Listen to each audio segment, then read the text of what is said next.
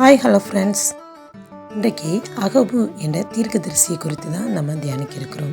நாட்களிலே எருசலேமிலிருந்து சில தீர்க்கதரிசிகள் அந்தியோக்கியாவுக்கு வந்தார்கள். அவர்களில் ஒருவனாகிய அகபு என்பவன் எழுந்து உலகமெங்கும் கொடிய பஞ்சம் உண்டாகும் என்று ஆவியானவராலே அறிவித்தான். அந்தபடியே அகபு தீர்க்க தரிசனம் உரைத்தது போலவே கிளவுதியுராயனுடைய நாட்களிலே கொடிய பஞ்சம் உண்டாயிற்று. அப்பொழுது சீசர்களில் அவரவர் தங்கள் தங்கள் திராணிக்கு தக்கதாக யூதேயாவில் குடியிருக்கிற சகோதரருக்கு உதவியாக பணத்தை சேகரித்து அனுப்ப வேண்டுமென்று தீர்மானம் பண்ணினார்கள்.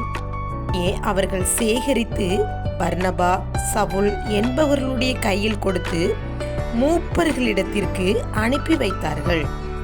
அது மாத்திரமல்ல, அகபு தீர்க்கதரிசி பவுலின் சிறையிருப்பையும் முன் அறிவிக்கிறார். அப்போஸ்தலர் 21 அதிகாரம் 10 முதல் 11 வசனம் வரை வாசித்து பார்த்தீர்கள் என்றால், உங்கள் அநேக நாள் அங்கே தங்கியிருக்கையில் அகபு என்னும் பெயர் கொண்ட ஒரு தீர்க்கதரிசி யூதேயாவில் இருந்து வந்தான்.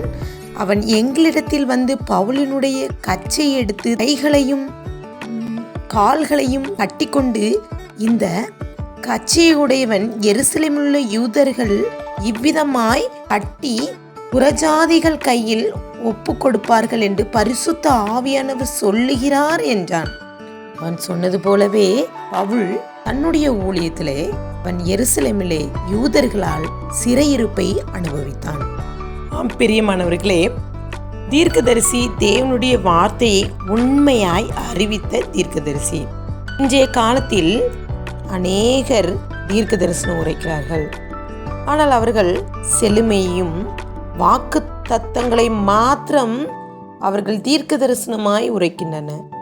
ஆனால் இந்த அகபு தீர்க்கதரிசி பஞ்சத்தையும் பாடுகளையும் குறித்து முன்னறிவித்தார்.